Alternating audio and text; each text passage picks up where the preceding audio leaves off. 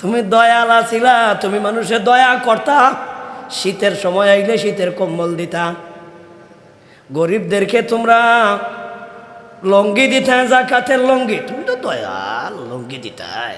কি কি লঙ্গি দিত সুবহানাল্লাহ।